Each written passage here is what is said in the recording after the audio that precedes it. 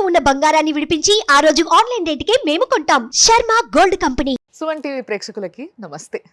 మరి కొత్త సంవత్సరంలో అడుగుపెట్టబోతున్నాము. సెలబ్రేషన్స్ మాత్రమే చేసుకుంటే సరిపోద్దా? మనము అసలు ఈ సంవత్సరం ఎట్లుండబోతుంది అనే విషయం తెలుసుకుంటే చాలా బాగుంటుందని మాకు అనిపించింది. అందుకోసమే దానికి రైట్ పర్సన్ అయిన గురువు గారిని ఈరోజు పిలవడం, ఇన్వైట్ చేయడం జరిగింది మన స్టూడియోకి. ఆయన్నే మీ అందరికీ బాగా పరిచయం ఉన్న ప్రముఖ ఆస్ట్రాలజర్ అయ్యప్ప శ్రీకృష్ణ సుధి గారు. మరి గురుగారు నమస్తే. నమస్కారం అండి. మరి ధనుసు రాశి వారికి ఏ విధంగా ఉండబోతుంది ఈ సంవత్సరం? ధనుసు రాశి వారి జీవితాన్ని గతం ఒకటి, Hmm. భవిష్యత్తు మరొకటి.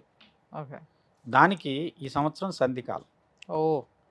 అంటే ఎవరైనా సరే గతం కంటే భవిష్యత్తు బాగుండాలనుకుంటారు. వీళ్ళకి గురుడు ఎంత దోహదకారి అంటే ఆ ఉజ్వలమైన భవిష్యత్తుకి బంగారు బాట ఈ సంవత్సరం పడుతుంది.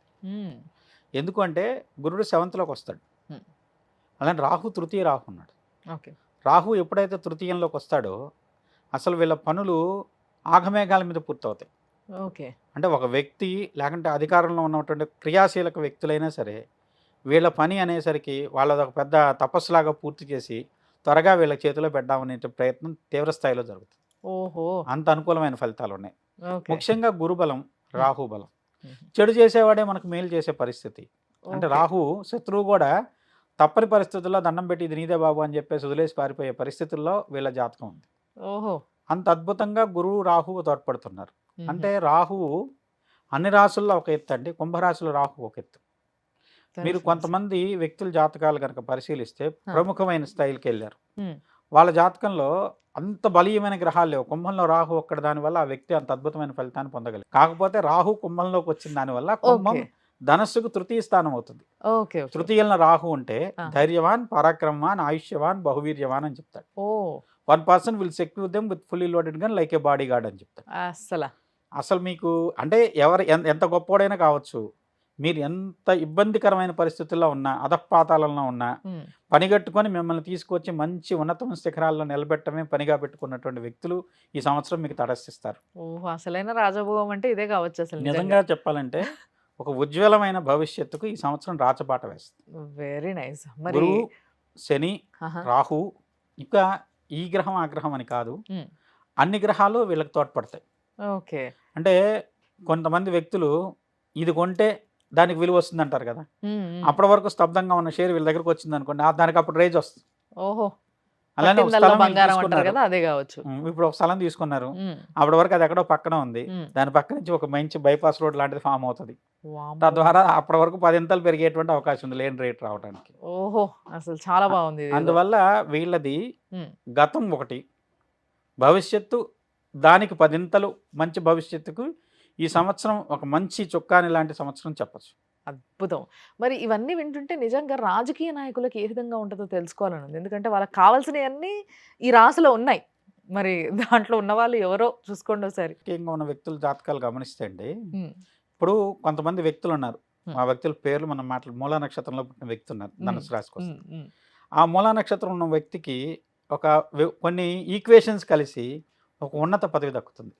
ఓహో. ఇప్పుడు కొంతమంది వ్యక్తులు ఇవాళ వరకు ఏ పదవి లేదు, కానీ వాళ్ళ ప్రముఖమైన రాజకీయవేత్త, ఏదో చేస్తే అపోజిషన్ లీడరో ఇలాంటివి చేసి ఉండొచ్చు దేశంలో, కానీ ఆ వ్యక్తికి ఏదో ఈక్వేషన్ కలిసి వచ్చి ఆ వ్యక్తిని ఆ స్థానంలో కూర్చోబెట్టాలనేటువంటి పరిస్థితి క్రియేట్ అయ్యి ఆ వ్యక్తికి ఉన్నతమైన స్థానం దక్కుతుంది. అలానే మీకు కొంతమంది మూల, పూర్వాషాఢ, ఉత్తరాషాఢ మొదటి పాదం ధనుసు రాశిలోకి వచ్చాయి. కొన్ని అనూహ్యమైన పరిణామాలు జరుగుతాయి. ఒక వ్యక్తి ఆకస్మికంగా చనిపోయారు అనుకోండి, ఎవరో వ్యక్తిని తాత్కాలికమైన స్థానంలో కూర్చోబెడతారు. అలాంటి వాటికి కూడా ఈ సంవత్సరం ఈ ధనుసు రాశి వాళ్ళకే తప్పితే వేరే వాళ్ళు లేరు అనేటువంటి పరిస్థితి క్రియేట్ అవుతుంది. ఓకే. ఇప్పుడు సపోజ్ జవహర్లాల్ నెహ్రూ చనిపోయినప్పుడు గుల్జారీలాల్ నందాన్ని ప్రధానమంత్రిని చేశారు. 3 నెలలో 4 నెలలో. రాజశేఖర రెడ్డి గారు చనిపోయినప్పుడు రోషయ్య గారిని చేశారు, ఓ సంవత్సరం పాటు చేశారు. ఇలాంటి ఏదో ఒక ఈక్వేషన్ వీళ్ళ విషయంలో వీళ్ళకి కలిసి వచ్చి వీళ్ళని ఆ స్థానంలో నిలబెడుతుంది. అంటే రాజకీయంగా ఏంటంటే కొన్ని అనూహ్య పరిణామాల్లో వీళ్ళు పదవి పొందుతారు. అంతవరకు లేదు, కానీ వీళ్ళు పదవి పొందడానికి ఆస్కారం కలిగిస్తుంది. రాహు చేసే మాయ మిగతా గ్రహాల వల్ల కాదండి. మిగతా గ్రహాలు గురుడు అనుకోండి, యోగం చేయాలి. గురుడు ఏం చేస్తాడు అంటే, ఒక యోగం చేయాలి అంటే ముందు ఆ వ్యక్తి చదువుకోవాలి, తర్వాత దానికి సంబంధించినటువంటి దాంట్లో పోటీ పరీక్షలు రాయాలి, దాని తర్వాత ఉద్యోగం ఇస్తాడు. రాజు ఉద్యోగం ఇవ్వాలనుకోండి, రాహు ఎవరినైనా కాదని తీసి పక్కన పెట్టారని ఇలా తీసుకెళ్లి పొజిషన్ ఇస్తారు.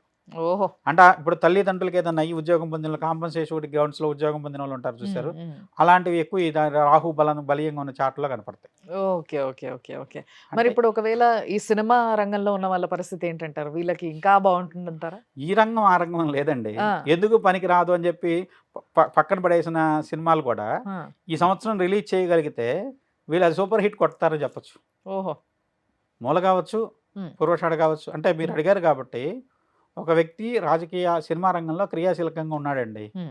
అంతకుముందు పెద్ద స్టార్స్‌తోనే 2, 3 సినిమాలు చేశారాయన. హ్మ్. ఆయనకి ఏలినాడు శని వచ్చినప్పటి నుంచి స్తబ్దంగా ఉంది ఆయన హ్మ్. జాతకం. పేరు చెప్పను గానండి. హ్మ్. ఆ వ్యక్తి జాతకం ఒక ఉన్నతమైనటువంటి మలుపు తిరుగుతుంది ఈ సంవత్సరంతో. ఓకే.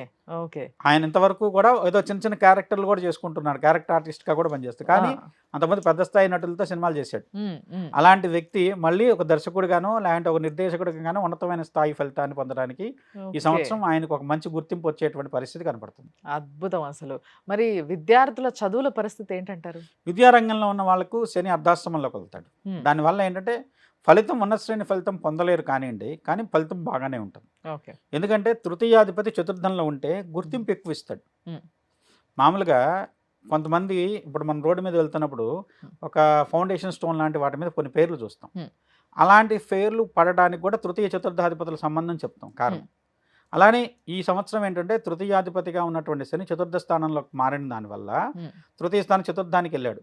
చిన్న చిన్న ఆటంకాలు ఉంటాయి. హ్మ్. అంటే మిగతా అన్ని రాశులకి అర్ధాష్టమ శనిని దోషిగా చెప్తాం. హ్మ్. వృశ్చిక రాశి పరంగా దోషిగా చెప్తాం. హ్మ్. ధనుస్సు రాశి పరంగా అదే యోగిగా చెప్తున్నాం. ఓకే. ఎందుకు అంటే ధనుస్సు రాశి మీనరాశికి అధిపతి గురుడే అవుతున్నాడు. ఆహా! అందువల్ల ఈ రాశి అధిపతి కంట్రోల్‌లో ఉన్నటువంటి ఆ గ్రహం కొంతవరకు అనుకూలమైన ఫలితాలు ఇస్తుంది. ఓకే. కాకపోతే ఏంటి అంతకుముందు ఉన్నటువంటి కంఫర్ట్స్ కొంచెం తగ్గుతాయేమో కానియండి. హ్మ్. కానీ యోగం ఉంటుంది.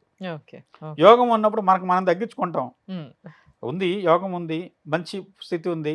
హ్మ్. మనం ఒక మంచి హోదాలో కూర్చున్నాం. ఎవరో వచ్చారు. అది నిద్రపోయే టైం. అవసరం లేదు ఆళ్ళతో మాట్లాడదాం. లేదంటే పని ఉంటే పని చూసుకుందాం. ఆ పని ఏదో రకంగా ఫుల్‌ఫిల్ అయితే 4 డబ్బులొస్తాయో లేదంటే 4 మంచి ఇంతకంటే మంచి ఉన్నతమైన ఫలితం ఏదన్నా వస్తుందని చెప్పి ఆ విధంగా మనం కృషి చేస్తాం. అద్భుతం. మరి మీరు ఎట్లాగో వీళ్ళ జాతకం ఫ్యూచర్‌కి వేసుకునే పునాది లాంటిది ఈ సంవత్సరం అని అన్నారు కాబట్టి, ఆ పునాది స్ట్రాంగ్‌గా వేసుకోవడానికి ఎలాంటి పూజ గాని, లేకపోతే ఏ దైవాన్ని గాని నమ్ముకుంటే పనవుతదంటారు? పెళ్లి కాని వాళ్ళైతే పెళ్లి చేసుకోండి వెంటనే నా సలహా. ఓహో! పెళ్లి చేసుకోండి. ఆ! ఎందుకంటే గురుబలం అంత అనుకూలమైన ఫలితం ఇస్తుంది. హ్మ్. గురుడు, రాహు ఇద్దరు వచ్చేసేసి ఒక ఇద్దరి మధ్య ఈక్వేషను మంచి ఈక్వేషన్‌లో కూర్చున్నారు. హ్మ్. దానివల్ల ఏమవుద్దంటే తృతీయంలో రాహు, సప్తమంలో గురుడు. ఈ 2 ఒకదానికొకటి కోణ సంబంధం ఉన్నది. హ్మ్. అది జ్యోతిష్యంలో ఈ గోచారంలో ఆ విధమైన దృష్టులు చెప్పకూడదు. హ్మ్. కానీ ఇక్కడేంటంటే అది వర్కౌట్ అవుతుంది. ఓకే. కాబట్టి ఏంటంటే పెళ్లి కాకుంటే పెళ్లి చేసుకోండి. హ్మ్. లేదు మీకు కొన్ని సమస్యలు మిమ్మల్ని చాలా కాలం నుంచి మిమ్మల్ని మీ యొక్క అహాన్ని తొక్కిపెట్టుకుని కూర్చొనున్నారు. హ్మ్. ఏదో ఒక రకమైనటువంటి వచ్చిన అవకాశం సద్వినియోగం చేసుకోండి. హ్మ్. తద్వారా వచ్చేసి ఉన్నత శ్రేణి ఫలితాలు కలుగుతాయి. ముఖ్యంగా వచ్చేసి హ్మ్. మీరు ఒక బలీయమైనటువంటి శక్తి రూపంలో ఉన్నటువంటి దేవతలను ఆరాధించండి. వీరభద్రుడు, హ్మ్.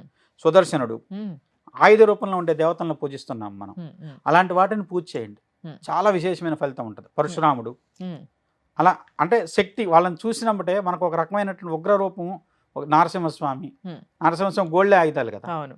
కాబట్టి అలాంటి దేవతలను గనక ఆరాధించినట్టయితే హుహు. మీకు ఎక్కడ లేని శక్తి వస్తుంది. ఓకే. తద్వారా వచ్చేసి అసలెవ్వడు చేయలేడు ఈ పని అన్నది కూడా మీరు చిటికలో చేసుకోగలుగుతారు. అద్భుతం.